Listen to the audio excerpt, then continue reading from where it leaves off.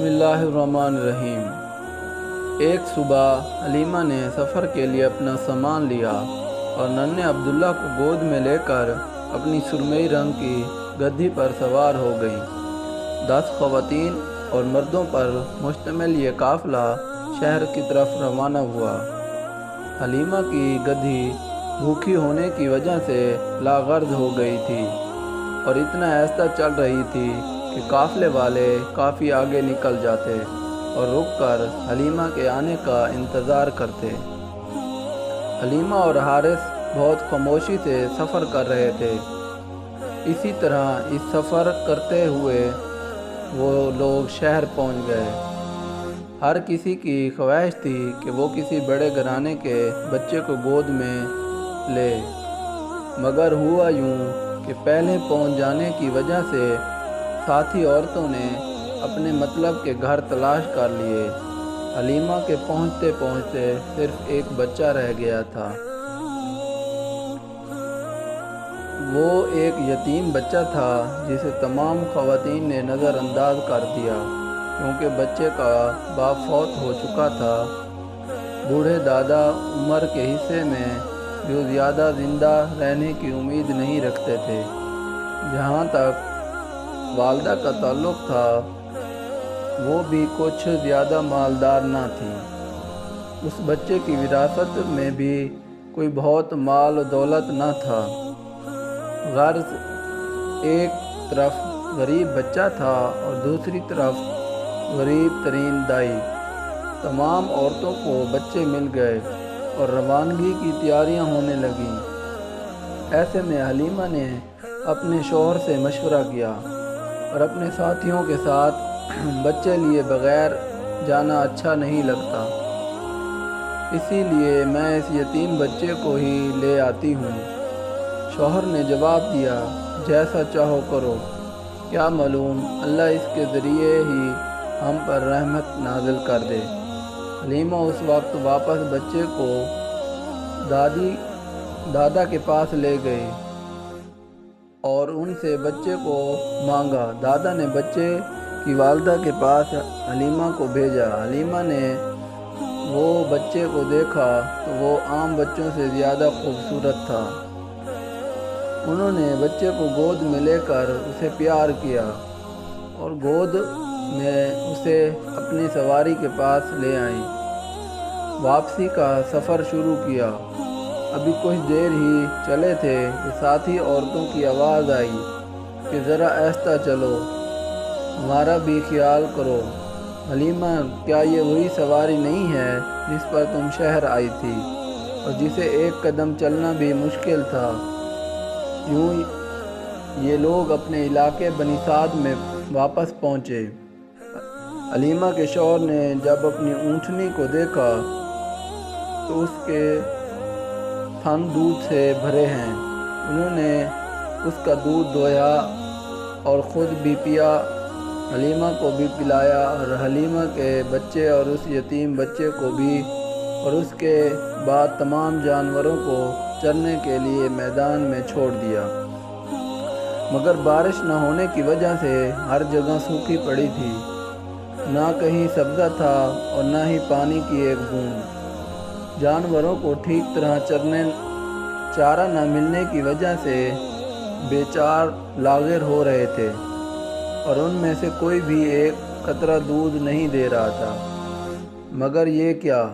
لوگوں نے حیرت سے دیکھا کہ حارث کی بکریاں بھی انہی جانوروں کے ساتھ گئی تھیں اور انہی میدانوں میں گئی تھیں جہاں دوسرے جانور گئے تھے، مگر دوسرے جانوروں کے برعکس ان کے تھن دودھ سے بھرے ہوئے تھے اور پیٹ چارے اور پانی سے۔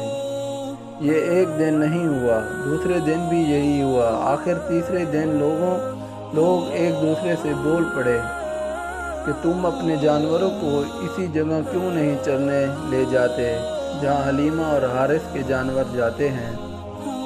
مگر انہیں یہ نہیں معلوم تھا کہ یہ چراگاہ کا کمال ہے یا کسی اور کی برکت، اور یہ برکت کوئی ایک دن کی بات نہیں تھی بلکہ روزانہ کا معمول تھا۔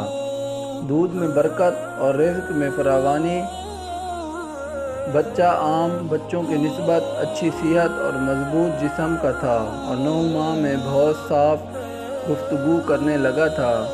جب 2 سال مکمل ہوئے تو اس بچے کو وہاں کے قاعدے کے مطابق اس کی والدہ کے پاس لے گئے اور خواہش ظاہر کی کہ یہ بچہ کچھ عرصہ اور ہمارے پاس رہے تاکہ شہر کی بیماریوں اور وباؤں سے محفوظ رہے۔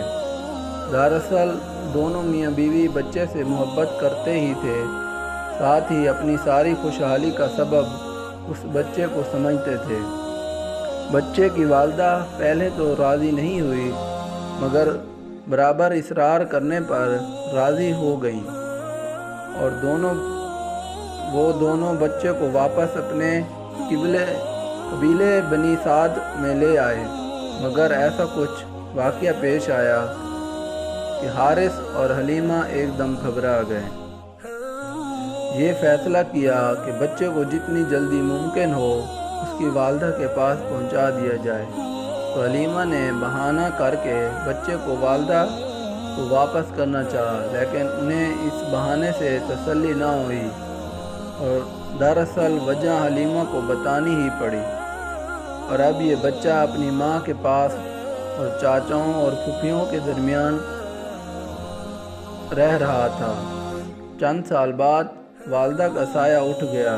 اب دادا اس کا اور بھی زیادہ خیال رکھنے لگے اور ان کی محبت پہلے سے بھی زیادہ بڑھ گئی، مگر دادا دن بدن کمزور ہوتے رہے اور ضعیفی بھی بڑھتی گئی اور یوں ایک دن دادا بھی اپنے لاڈلے پوتے کو چھوڑ کر اپنے رب کی طرف چلے گئے۔ اب اس معصوم بچے کو اس کے چچا جان اپنے بچوں سے بھی زیادہ محبت سے پرورش کرنے لگے۔ چچا جان کی آمدنی بہت تھوڑی تھی، وہ بکریاں پال کر گزر اوقات کرتے تھے۔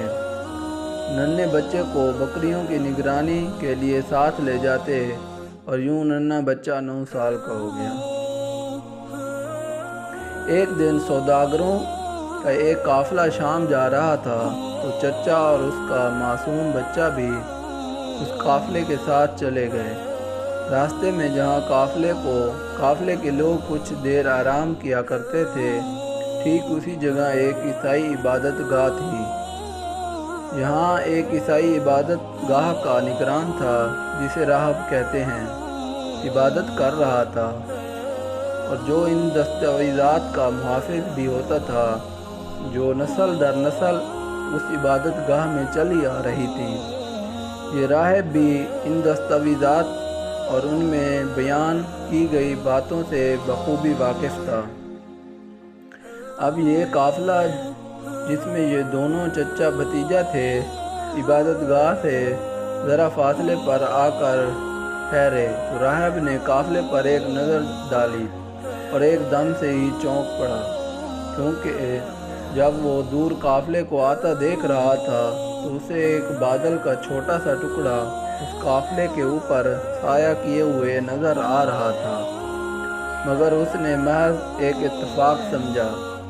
مگر اب جب کہ قافلہ بالکل رک چکا تھا اور مختلف درختوں کے سائے میں اس قافلے کے لوگ آرام کر رہے تھے، تو ایسے ہی ایک درخت کے اوپر یہ بادل کا ٹکڑا بھی ٹھہر گیا تھا اور یہ دیکھ کر راہب جو پہلے بڑی دلچسپی کو قافلے کو آتا دیکھ رہا تھا، اب ایک دم ہی چونک گیا اور پھر اس عیسائی راہب کے تجسس نے مزید زور پکڑا کہ اس کے ذہن میں ایک تجویز بھی دے گیا۔ راہب نے اس قافلے والوں کو کھانے کی دعوت دی اور یہ کہلوایا کہ میری خواہش ہے کہ تم میں سے ہر ایک جوان، بوڑھا، غلام یا آزاد میرے یہاں کھانا کھانے کے لیے آئے۔ سب قافلے والے دعوت میں شرکت کے لیے عیسائی راہب کے ہاں پہنچے۔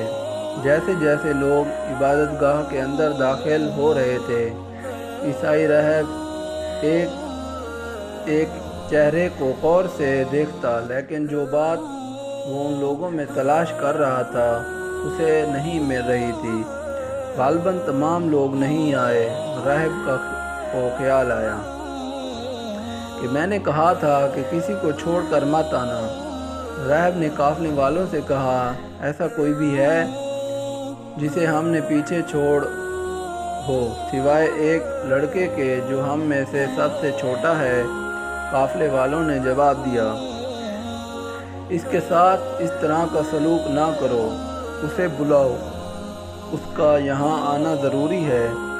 راہب نے قدر ناراضگی سے کہا کہ اس پر قافلے والوں کو شرمندگی کا احساس ہوا۔ وہ لڑکے کو دعوت پر بلا لائے۔ لڑکے کے چہرے پر ایک نظر ڈال کر راہب کو اپنی تلاش مل گئی۔ کھانے پینے کا سلسلہ شروع ہوا۔ راہب لڑکے کے چہرے کا جائزہ لیتا رہا۔ کھانے کا سلسلہ ختم ہوا تو راہب کم عمر مہمان کے پاس بیٹھ گیا اور مختلف سوالات کرتا رہا۔ نوعمر لڑکا بڑے مناسب اور صاف گوئی سے جوابات دیتا رہا اور کسی قسم کی جھجک محسوس نہ کی۔ اس نے اس کی عبا کندھے سے اٹھا کر پیٹھ دیکھنے کی خواہش کی۔ اسی بچے کی باتوں سے یقین آ گیا تھا مگر مطمئن ہونا چاہتا تھا۔ بچے کی پیٹھ پر نشان دیکھنے کے بعد راہب نے اس کے چچا سے سوال کیا، بچے سے تمہارا کیا رشتہ ہے؟ چچا نے، جو کہ اپنی اولاد سے بڑھ کر اس کی پرورش کی تھی، اسی لیے جواب دیا کہ یہ میرا بیٹا ہے۔ یہ تمہارا بیٹا نہیں ہے۔ راہب نے پورے یقین سے کہا کہ یہ ممکن ہی نہیں کہ اس کا باپ زندہ ہو۔ یہ میرے بھائی کا بیٹا ہے، چچا نے جواب دیا۔ اور پھر اس کا باپ کہاں گیا؟ راہب نے ایک اور سوال چچا سے کیا، اور وہ انتقال فرما گئے تھے جب اس کی پیدائش نہیں ہوئی تھی۔ یہ بالکل سچ ہے۔ راہب نے فوراً تصدیق کی اور اپنے بھائی کے بیٹے کو فوراً اپنے ملک لے جاؤ اور یہودیوں سے بچا کر رکھو۔ اللہ کی قسم کھاتا ہوں، اگر وہ اسے دیکھ لیں اور جو کچھ میرے علم میں ہے وہ بھی جان جائیں تو اس کو نقصان پہنچا سکتے ہیں۔ تمہارے بھائی کے اس بیٹے کے لیے قدرت نے اپنے خزانے میں بڑی عظیم نعمتیں سنبھال کر رکھی ہوئی ہیں۔ راہب نے اپنی تعلیمات کے مطابق صاف صاف چچا جان کو ہر بات بتائی، اور پھر وہ وقت بھی آیا جب اس لڑکے کو اللہ تعالیٰ نے اپنے آخری نبی صلی اللہ علیہ وآلہ وسلم کی حیثیت سے منتخب کیا۔